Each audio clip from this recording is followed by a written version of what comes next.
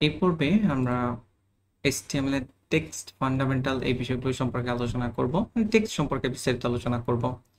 তো আপনি যদি আমাদের ওয়েবসাইটে আসেন coursefoundation.com, আমাদের ওয়েবসাইট ছাড়াও যে কোনো ওয়েবসাইটে যদি আপনারা ভিজিট করেন, আপনারা প্রচুর পরিমাণে টেক্সট আপনারা দেখতে পাবেন। যেমন এখানে দেখতে পাচ্ছেন এইটুকু টেক্সট, আবার এখানে টেক্সট, আবার যদি নিচে যান প্রচুর পরিমাণে টেক্সট রয়েছে। এই টেক্সটগুলোকে এই টেক্সটগুলোর স্ট্রাকচার তৈরি করা এবং স্ট্রাকচার তৈরি করে দেন ব্রাউজারে ডিসপ্লে করানো, এটা কিন্তু HTML এর কাজ। HTML এর মেইন কাজটাই কিন্তু এটা, যে আপনি যত টেক্সট ওয়েবসাইটে দেখেন সবগুলো স্ট্রাকচারই কিন্তু HTML এর মাধ্যমে করতে হয়। ওকে, আমরা আরো বিস্তারিত দেখব। এটা হচ্ছে মেইন কনসেপ্ট আর কি, HTML কি কাজ করে। তো আমাদেরকে হেডিং এবং প্যারাগ্রাফ এগুলোর বেসিক বিষয় সম্পর্কে আরেকটু বিস্তারিত জানতে হবে। তো আমরা দেখব এখন। আমি এখানে অলরেডি ভিজুয়াল স্টুডিও কোডের সাথে মোজিলা ফায়ারফক্স ব্রাউজার অ্যাড করে নিয়েছি, আপনারা অ্যাড করে নেবেন।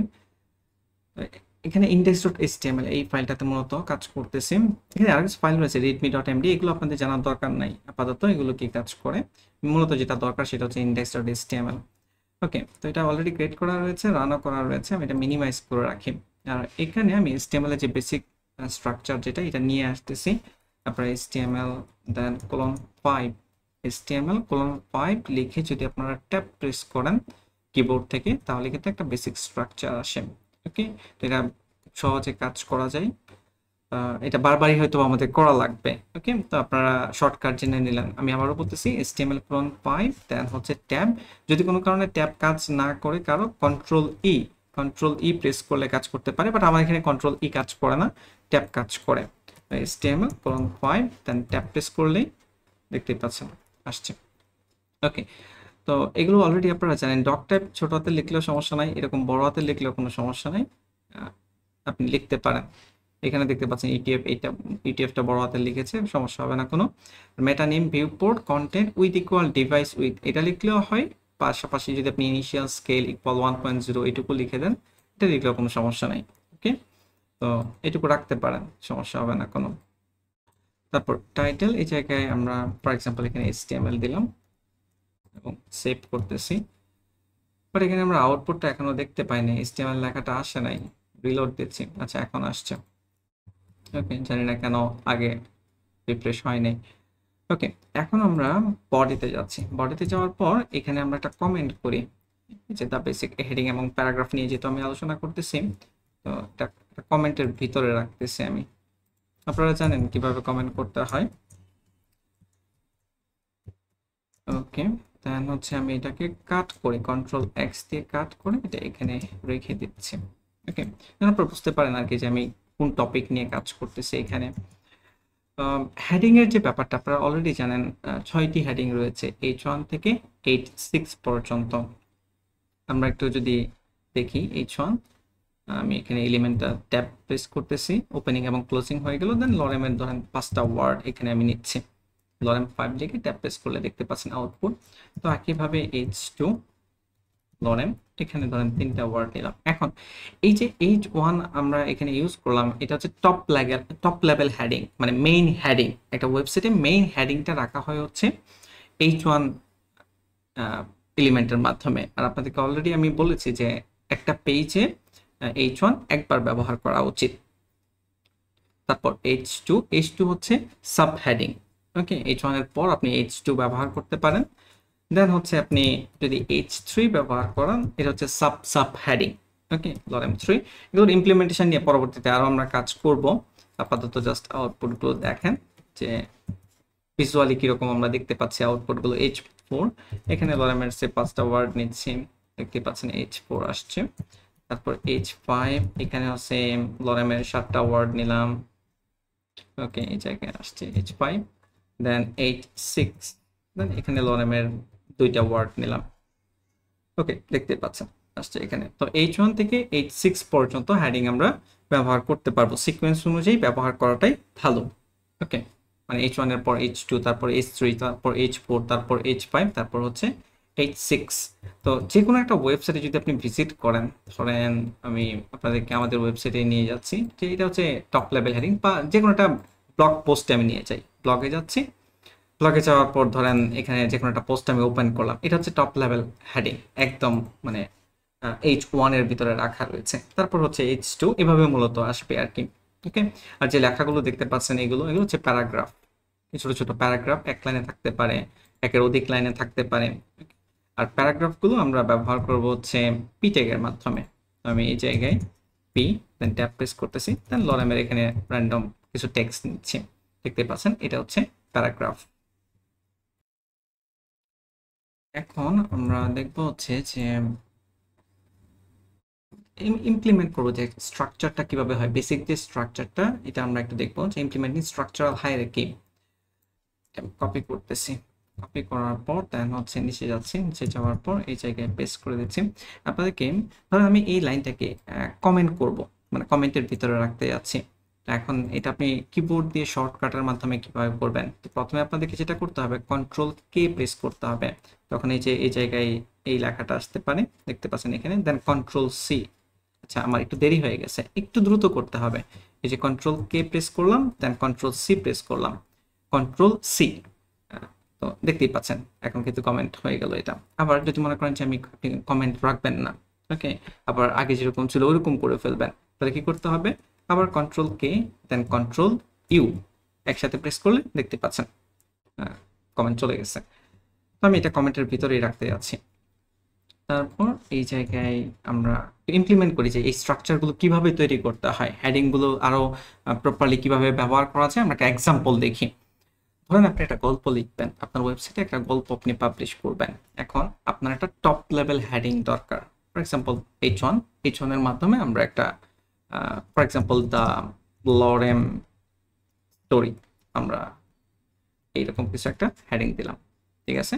এটা হচ্ছে টপ লেভেল হেডিং বা মেইন হেডিং বলতে পারেন। তারপর হচ্ছে এই জায়গাটা প্যারাগ্রাফ আমরা নিতে পারি, যেটা কে লিখছে, ফর এক্সাম্পল বাই মশিউ, আমি আমার নাম লিখে দিলাম। ওকে, তো আমার টপ লেভেল হেডিং নেওয়া শেষ।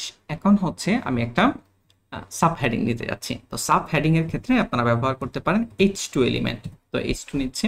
তো এখানে ধরেন গল্পের মাঝে বিভিন্ন চ্যাপ্টার থাকবে, চ্যাপ্টার 01, দেন লরেমের এখানে দুইটা ওয়ার্ড আমি এখানে ব্যবহার করলাম। তারপর এই চ্যাপ্টারের উপরে বেশ কিছু প্যারাগ্রাফ থাকতে পারে, লরেমের সে 10টা ওয়ার্ড আমি এখানে নিলাম, দেখতে পাচ্ছেন। ধরেন এইটা চ্যাপ্টার 1।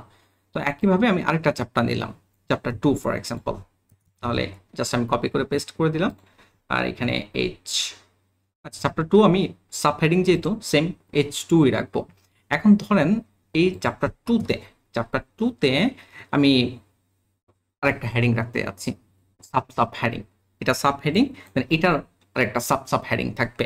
সেক্ষেত্রে আমি এখানে H3 ব্যবহার করতে পারি, ঠিক আছে। যেটাই হোক না কেন আপনি এখানে লরেমের আমি 3টা ওয়ার্ড ব্যবহার করতেছি, এবং হচ্ছে প্যারাগ্রাফ।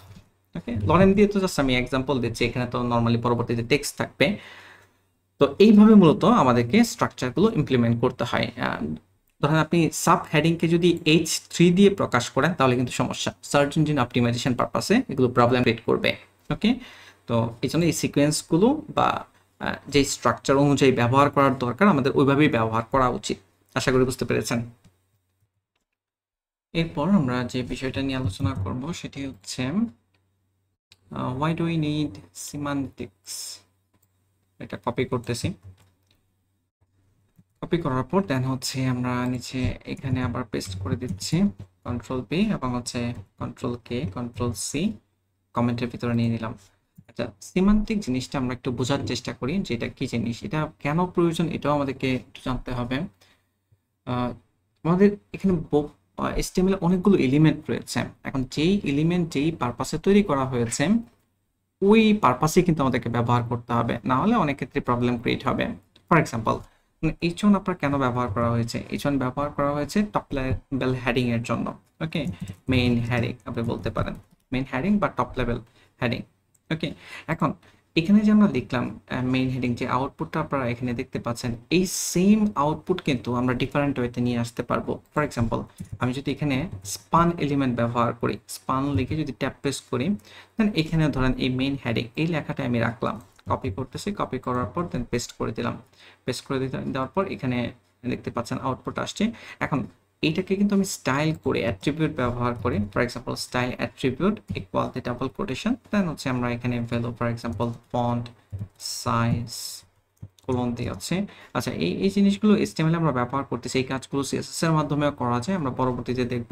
তো আপাতত আমি ফন্ট সাইজ 32 পিক্সেল ব্যবহার করতেছি। ওকে, দেখতে পাচ্ছেন বড় হয়ে কি আছে। তারপর হচ্ছে আমরা এই জায়গায় ডিসপ্লে ব্লক ব্যবহার করতে পারি। Display block normally span element, inline element, এগুলো নিয়ে আমরা পরে আলোচনা করব। আপাতত জাস্ট দেখেন ডিসপ্লে ব্লক, বা এটাকে আরো কি বলে ফন্ট ওয়েট বোল্ড, মানে এক্সাক্ট ওইরকম করে ফেলা যাবে আর কি। Font wait bold. ওকে, আমি সেভ করতেছি। ফন্ট ওয়েট বানানটা মনে হয় ভুল হয়েছে, ফন্ট বানানটাও ভুল হয়েছে। ওকে, দেখতে পাচ্ছেন প্রায় কিন্তু সিমিলার মনে হচ্ছে, যে এটা সেম টেক্সট মনে হচ্ছে, ঠিক না? মানে ডিজাইনটাও দেখতেও কিন্তু সেম মনে হচ্ছে। দুইটাই আপনার কাছে হেডিং মনে হতে পারে, কিন্তু দুইটা কিন্তু হেডিং না। একটা হচ্ছে আমরা H1 এলিমেন্টের ভিতরে রাখলাম, আর একটা হচ্ছে স্পান এলিমেন্টের ভিতরে রাখলাম। এখন স্পানের কিন্তু কোনো মিনিং নাই, এটা কোনো সিমান্টিক এলিমেন্ট না, এটা নন সিমান্টিক এলিমেন্ট।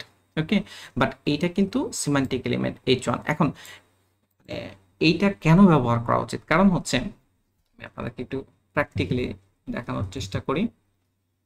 ধরেন আমি ব্রাউজারে নিয়ে যাই। ওকে, এখন দেখেন এইখানে আমি গুগলে যাচ্ছি। গুগলে যাওয়ার পর আমরা একটা ব্লগেই যাচ্ছি। এখানে ব্লগে যাওয়ার পর এখান থেকে এটা নিয়ে পোর্টফোলিও এটা কপি করতেছি। কপি করার পর আমি একটু পুরো ফাউন্ডেশন লিখে দিচ্ছি, আমাদের আর্টিকেলটা পারফেক্টলি আসবে। আচ্ছা, এই যে দেখেন এখানে টাইটেলটা আসছে, এটা কেন আসছে? এর কারণ হচ্ছে এইটা H1 ট্যাগের ভিতরে রাখা রয়েছে এবং সিমান্টিক এলিমেন্ট। এই জন্য কিন্তু সার্চ ইঞ্জিন গুগল সে বুঝতে পেরেছে যে এটা হচ্ছে টপ লেভেল হেডিং, এটা নিয়ে আসতে হবে। ওকে, তো এখানে যেগুলো দেখতে পাচ্ছেন এগুলো সব টপ লেভেল হেডিং, H1-এই সার্চ ইঞ্জিনে নিয়ে আসছে। এখন আপনি যদি H1 ব্যবহার না করে স্পান ব্যবহার করেন, তো স্বাভাবিকভাবেই কিন্তু ওটা সার্চ ইঞ্জিন বুঝতে পারবে না যে আপনি কি ব্যবহার করতেছেন। তো এই জন্যই আমাদেরকে সিমান্টিক এলিমেন্ট ব্যবহার করতে হবে। মানে যখন যেটা ব্যবহার করা দরকার, নন সিমান্টিক এলিমেন্টও আমাদের কাছে লাগবে, অন্য ভিন্ন পারপাসে কাছে লাগবে, কিন্তু কখনোই আপনি হেডিংকে স্পান দিয়ে নিয়ে আসবেন না, বা স্পান দিয়ে আপনি প্রকাশ করবেন না। এছাড়াও আমাদেরকে আরেকটা বিষয় খেয়াল রাখতে হবে, সেটা হচ্ছে অনেকেই রয়েছে যারা হচ্ছে চোখের সমস্যা রয়েছে, ধরেন ভিজুয়ালি কেউ দেখে না, চোখে দেখে না।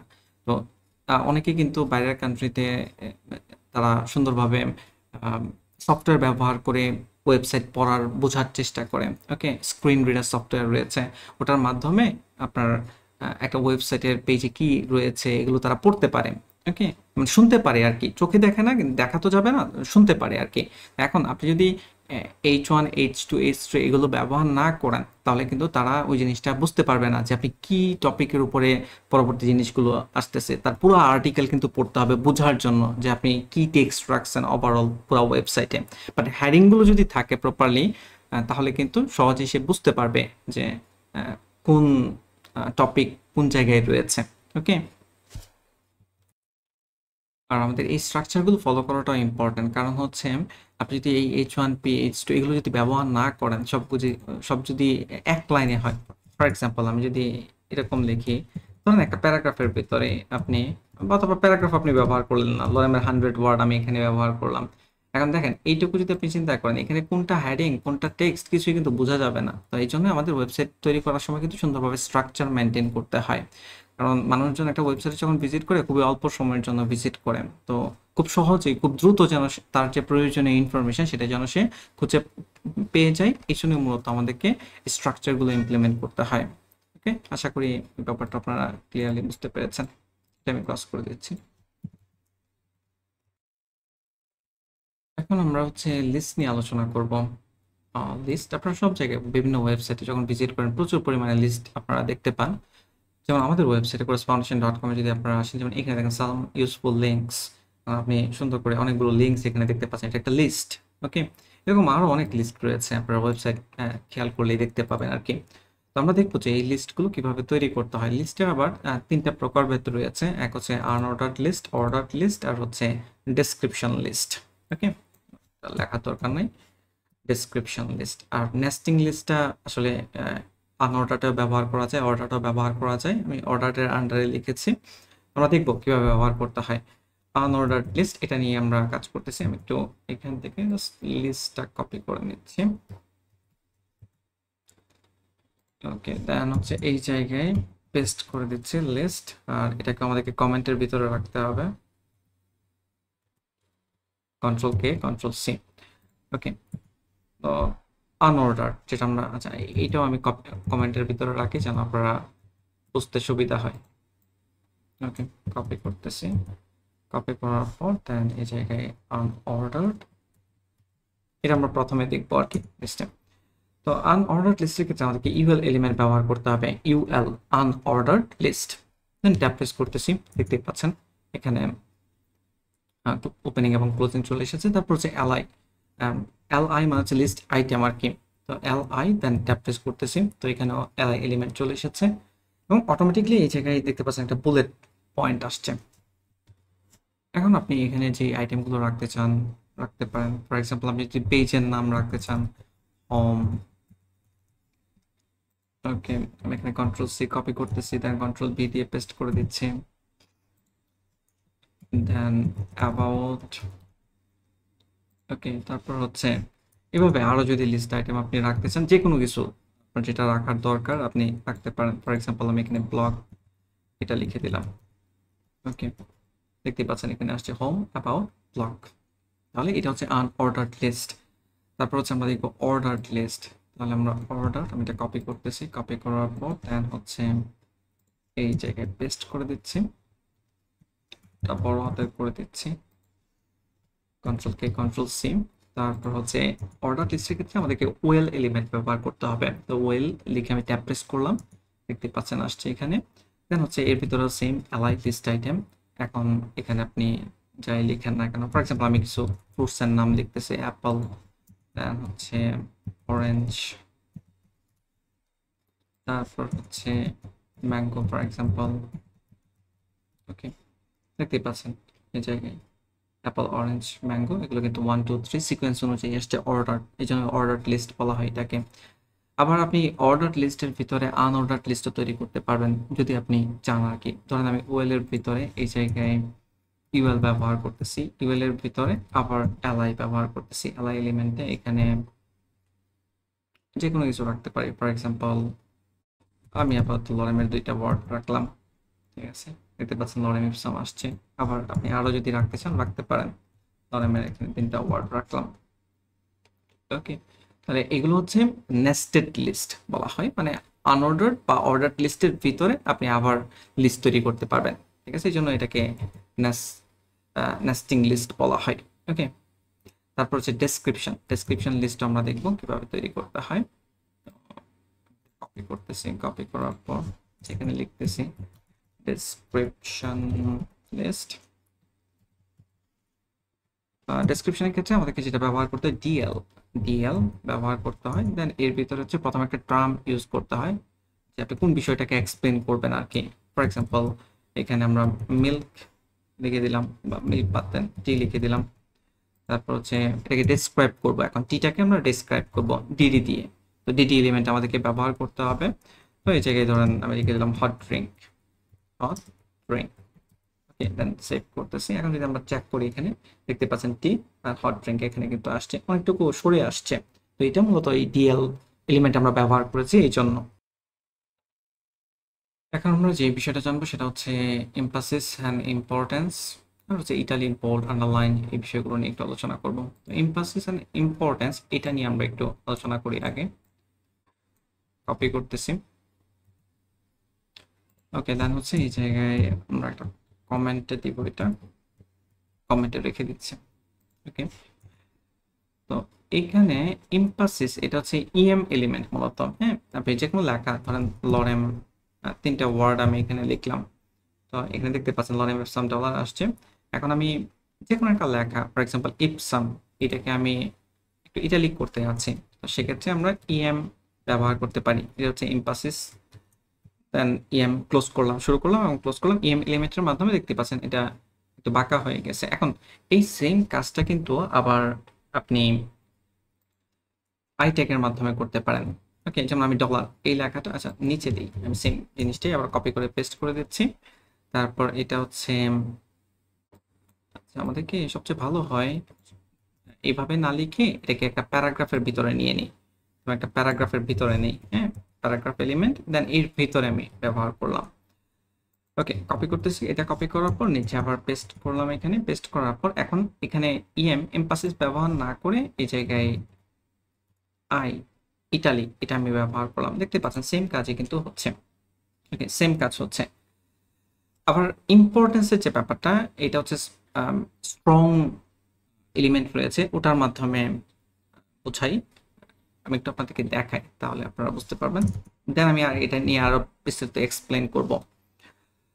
ওকে, ফর এক্সাম্পল আমি প্যারাগ্রাফের ভিতরে একটা লেখা লিখি এখানে, for example this liquid is highly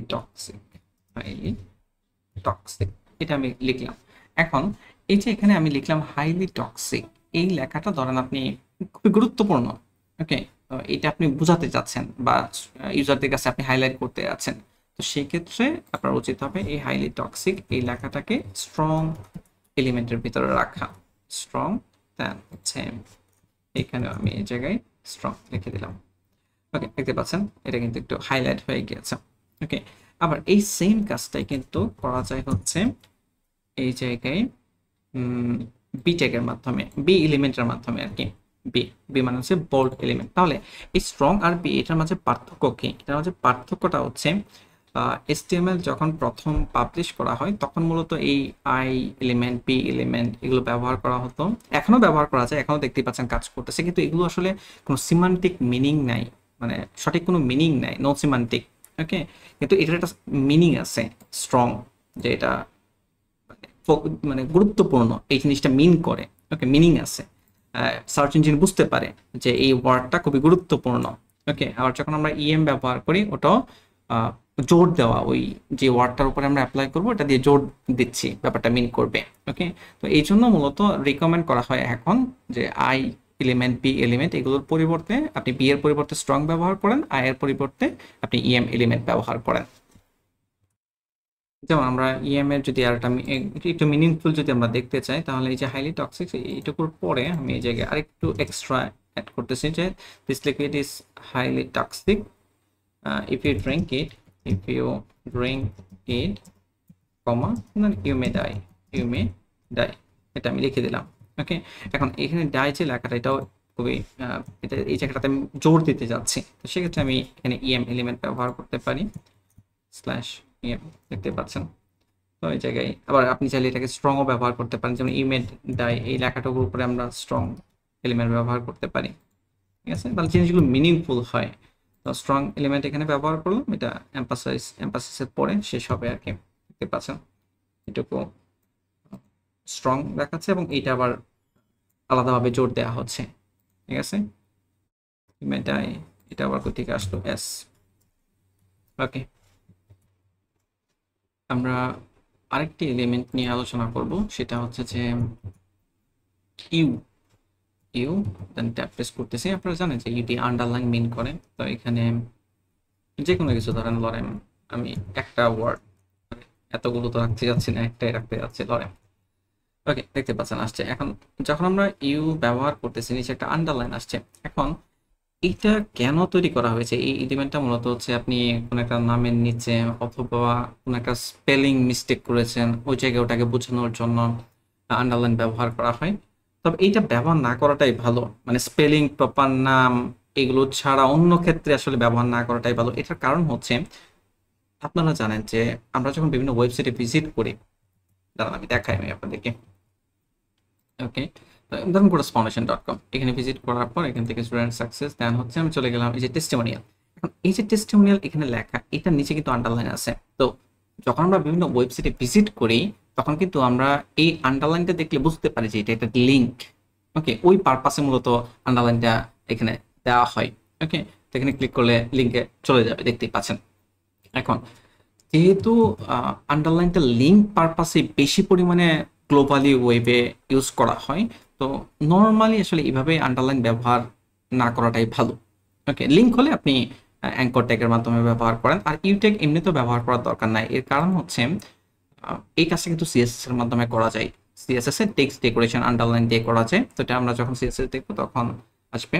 তো এই সময়ে এসে আপনার ওই যে বললাম যে মিসস্পেলিং বা এই ধরনের জিনিসও কিন্তু আপনি চাইলে সিএসএস এর মাধ্যমে আপনি অ্যাপ্লাই করতে পারবেন। যদি প্রয়োজন পড়ে ব্যবহার করেন, আর প্রয়োজন না পড়লে ব্যবহার করার প্রয়োজন নেই আর কি, না করাটাই ভালো। ওকে, তো আশা করি আপনারা বুঝতে পেরেছেন যে টেক্সটের যে ফান্ডামেন্টাল যে বিষয়গুলো নিয়ে আলোচনা করার আমাদের প্রয়োজন ছিল, আমি চেষ্টা করেছি আপনাদের সাথে এক্সপ্লেন করার জন্য। আমি খুব ধীরে ধীরে এই বিষয়গুলো এক্সপ্লেন করতেছি, কারণ এখানে যে বিষয়গুলো আলোচনা করতেছি এগুলো কিন্তু সারা জীবনে আপনাদের কাজে লাগবে। যতদিন আপনি ওয়েবসাইট ডিজাইন করবেন, ডেভেলপ করবেন, কাজে লাগবে। আর এই কোর কনসেপ্টগুলো ভালো করে বোঝাটা খুব ইম্পর্ট্যান্ট। ওকে, ঠিক আছে, তাহলে আজকের লেসনটি এই পর্যন্তই।